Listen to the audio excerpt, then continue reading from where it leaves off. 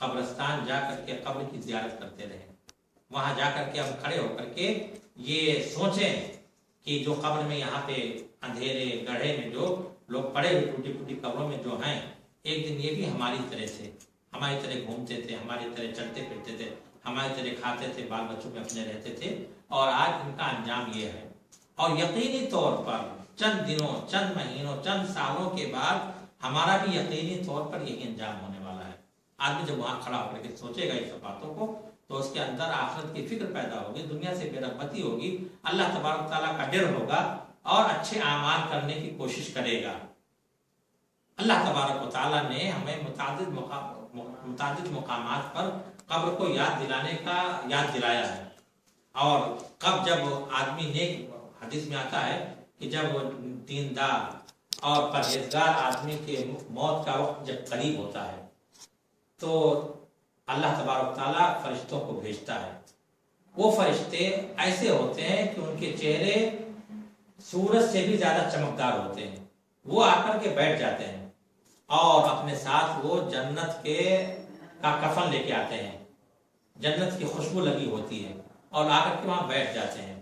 پھر اس کے بعد ملک الموت آتے ہیں، اور ملک الموت آ کر کے اور نیک آدمی کو روح بڑی ہی آسانی سے، جیسے گھڑے سے پانی نکالا جاتا ہے، اتنی ہی آسانی سے ملک الموت اس کی روح کو نکال لیتے ہیں۔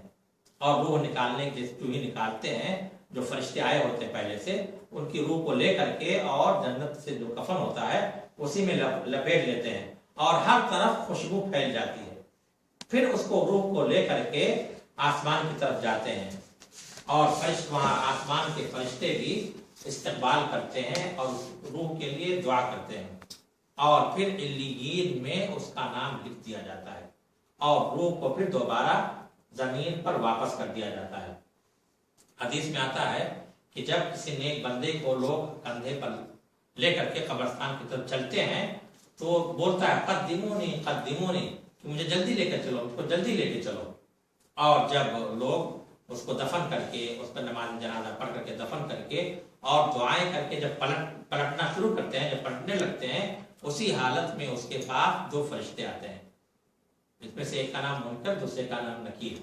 وہ دونوں فرشتے آتے ہیں اور اس کو بٹھاتے ہیں۔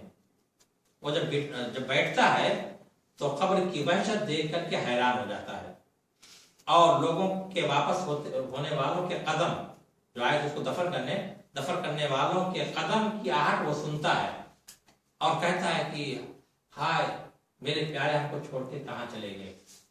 اسی لیے صحیح مسلم میں آتا ہے، حضرت عمر بن عاص رضی اللہ تعالیٰ عنہ سے روایت ہے، حضرت عمر بن عاص رضی اللہ تعالیٰ عنہ کے بارے میں آتا ہے کہ انہوں نے اپنے بچوں کو وصیت کی کہ تم لوگ نماز مجھ کو دفن کرنے کے بعد فوراً نہ چلے جانا، تھوڑی دیر کھڑے ہونا اور میرے دعا کرنا، تاکہ میں آسانی کے ساتھ منکر نکیر کے سوالوں کا جواب دے سکوں۔ جس وقت اس کو بٹھاتے ہیں تو اپنی آنکھیں ملتے ہوئے بیٹھتا ہے، اور ایسا منظر ہوتا ہے، اس طرح اس کو لگتا ہے جیسے کہ سورج غروب ہونے کا وقت قریب ہے۔ تو وہ فرشتوں سے کہتا ہے دعونی اصلی، مجھ کو تھوڑا مہلت دو، میں نماز پڑھوں، مجھ کو نماز پڑھنے دو۔ لیکن یاد رکھیں کہ یہ بات وہ لوگ کہیں گے جن کو دنیا میں نماز کی فکر رہتی رہی ہوگی، جو اپنے دوستوں کو، اپنے گاہکوں کو، اپنے مہمانوں کو یہ کہتے ہوں گے کہ ہاں رکو بعد میں بات کریں گے، نماز پڑھ کے آتا ہوں۔ لیکن جس نے کبھی بھی ایسے لوگوں سے دنیا میں نہیں کہا ہوگا کہ رکو اور نماز پہلے پڑھ لو، تو وہ فرشتوں کو بھی وہ کچھ نہیں کہے گا۔ اس کے بعد فرشتے اس سے 3 سوال کرتے ہیں۔ پہلا سوال کرتے ہیں من رب کا، تمہارا رب کون ہے، تمہارا خالق و مالک کون ہے، تمہارا روزی داتا کون ہے؟ تو کہتا ہے ربی اللہ، یعنی اگر ایک بندہ ساری زندگی صرف اللہ تبارک تعالیٰ کی عبادت کرتا رہا ہوگا، ساری زندگی صرف اللہ تبارک تعالیٰ سے مانگتا رہا ہوگا، ساری زندگی صرف اللہ تبارک تعالیٰ کے سامنے جھکتا رہا ہوگا، اس کے فیصلے پر راضی و خوش رہا ہوگا، وہ کہتا ہے ربی اللہ، میرا رب اللہ ہے۔ دوسرا سوال کرتے ہیں ما دین کا، تیرا دین کیا ہے، یعنی کس طریقے کے مطابق زندگی گزار کے تو یہاں آیا۔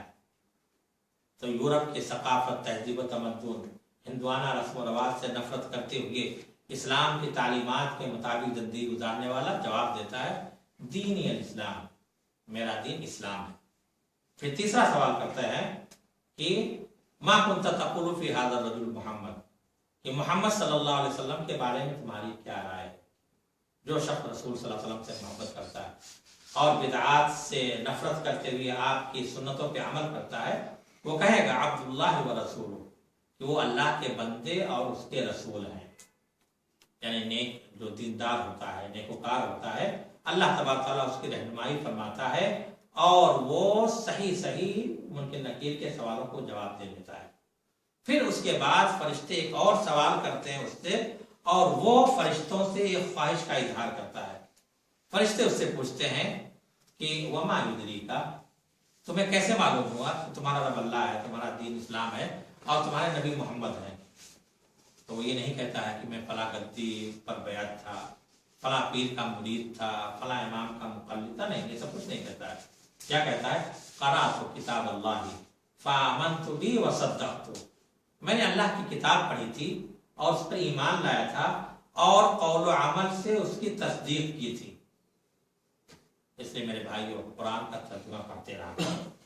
कुरान पढ़ने से न सिर्फ ये कि हिदायत मिलती है, बल्कि कब्र में ये नूर भी होगा और दरिए नजात भी होगा। फिर उसके बाद जब वो सही से जवाब दे लेता है तो वो फरिश्तों से ख्वाहिश का इजहार करता है। फरिश्ते उससे कहते हैं कि अब तुम सो जाओ, तो कहता है नहीं, मेरी ख्वाहिश ये है कि मैं अपने घर वालों के पास वापस जाऊं और उनको बता दूं कि मैं कामयाब हो गया, जवाब देने में कामयाब हो गया। इंसान की फितरत होती है, इंसान को कोई खुशी मिलती है, कोई कामयाबी मिलती है तो ये चाहता है कि जल्दी से जल्दी अपने घर वालों को खबर करो। लेकिन याद रखें कि फिर उसके बाद कोई वापसी नहीं होगी। इसलिए जो लोग ये कहते हैं कि जुमेरात को रूहें वापस आती हैं, वापस आती हैं, वो लोग अपनी दुकानदारी चमकाने के लिए सादा लोग आवाम को बेवकूफ बनाते हैं। कोई रूह वापस नहीं आती है। फिर उसके बाद आसमान से निदा आती है कि मेरे बंदे के लिए जन्नत का लिबास पहना दो, जन्नत का बिछौना बिछा दो और इसके कब्र की तरफ जन्नत का दरवाजा खोल दो, और उसके कब्र ता हद निगाह कुशादा कर दी जाती है और जन्नत के बहारें वहां के खुशबू आती रहती हैं और उसके नाज़ो नखरे का वक्त शुरू हो जाता है। और फिर रहमत के फरिश्ते उससे कहते हैं कि नम का नौमतिल अरूस अल्लज़ी ला युक़िज़ु इल्ला अहब्बु अहली इलैह, कि उस दुल्हन की तरह तुम सो जाओ जिसको उसका सबसे प्यारा आकर के उसको जगाता है। फिर वो सोता रहेगा यहाँ तक कि अल्लाह तबारक व तआला उसको क़यामत के दिन उठाएगा। मालूम ये हुआ कि सवाल और जवाब के वक्त आदमी को ऐसा लगता है कि जैसे शाम होने वाली है, और उसके बाद जो रात आती है वो उसके लिए बहुत ही पुरसुकून, पुरकैफ, पुरलुत्फ होती है और जन्नत के लुत्फ से और जन्नत के लज्जतों से और मसरतों से लुत्फ अंदोज होता रहता है। और जो उसके खिलाफ होता है, आज बहुत से मुसलमान ये समझते हैं कि कब्र के फितने और कब्र के आज़ाब सिर्फ काफिरों और मुनाफिकों के लिए होते हैं। मुसलमान अमली जिंदगी में कितना ही गया गुजरा क्यों ना हो, कब्र उसको कुछ नहीं कहेगी, कब्र के फितनों से महफूज रहेगा। और ये 100% गलत है। और इसी गलत फहमी ने बड़े बड़ों को भी बदकिरदार और बदअमल बना दिया है। समझते हैं कि हम आशिक़ रसूल हैं और कब्र के अज़ाब से बचने के लिए इश्क़ रसूल काफ़ी है, अमल की कोई ज़रूरत नहीं। लेकिन ऐसे लोगों को जान लेना चाहिए कि जिन खुश नसीबों ने रसूलुल्लाह सल्लल्लाहु अलैहि वसल्लम को बराह रास्त आपके रुख़ अनवर को देखा था, उनसे भी अमली ज़िंदगी में कोई कोताही हुई थी तो वो भी कब्र के अज़ाब से महफूज नहीं रहे थे। इसलिए तो हम किस खेत की मूली हैं। सूदखोर और बेहया, अमानत में खयानत करने वाला, जालिम, इनको कब्र के आज़ाब से कोई निस्बत, कोई इबादत इनको नहीं बचा सकती। जब उन्हें दुनिया में कोई इबादत, कोई निस्बत बाअमल और बाकिरदार नहीं बना सकी तो कब्र में कैसे बना, कब्र के आज़ाब से कैसे महफूज रहेगी, रखेंगे। फिर उसके बाद हदीस में आता है कि अगर कोई बुरा शख्स होता है, जब उसको लेकर के कंधे पे लेकर के कब्रिस्तान की तरफ लेके चलते हैं तो चीखता है, हाय तुम मुझे कहाँ ले जा रहे हो, हाय तुम मुझे कहाँ ले जा रहे हो। حدیث میں آتا ہے وَإِن كَانَ غَيْرَ صَالِحًا، کہ اگر نیکوکار نہیں ہوتا ہے. اب آپ ایمانداری سے بتائیں کہ کیا سود خور نیکوکار ہوتا ہے؟ کیا زانی شرابی نیکوکار ہوتا ہے؟ کیا ماں باپ کو گالیاں دینے والا نیکوکار ہوتا ہے؟ کیا رات کو فحاشی اور بے حیائی کے مناظر ٹی وی پر دیکھنے والا، موبائل پہ دیکھنے والا نیکوکار ہوتا ہے؟ اگر ان کرداروں کا حامل نیکوکار نہیں ہوتا تو میرے بھائیوں ان جرائم سے ہم توبہ کر لیں، ورنہ یاد رکھیں کہ جب ہماری میت کو لے کر کے قبرستان کی طرف چلیں گے تو ہماری بے کسی اور بے بسی پر کوئی نسبت ہمارے کام نہیں آئے گی. حدیث میں آتا ہے کہ جب وہ کہتا ہے ہائے ہائے چلاتا ہے تو اس کی آواز کو تمام مخلوق سنتی ہے سوائے انسان کے، اور اگر انسان سن لے تو وہ بے ہوش ہو جائے. بہرحال نہ چاہتے ہوئے بھی جب اس کو قبر کے حوالے کیا جاتا ہے، قبر میں اس کو دفن کیا جاتا ہے، تو بڑے ہی خوفناک وحشتناک مناظر اس کے سامنے آتے ہیں، اور وہی فرشتے اس کے پاس پھر آتے ہیں سوال و جواب کرنے کے لیے، اور وہی 3 سوال کرتے ہیں. من ربک، تو اس کے جواب میں کہتا ہے ہاں لا ادری، ہائے افسوس مجھے نہیں پتا. پھر کہتے ہیں ما دینک، پھر کہتا ہے ہاں لا ادری، ہائے افسوس مجھے نہیں پتا. پھر کہتے ہیں ما کنت تقول فی ھذا الرجل محمد صلی اللہ علیہ وسلم، کہتا ہاں لا ادری.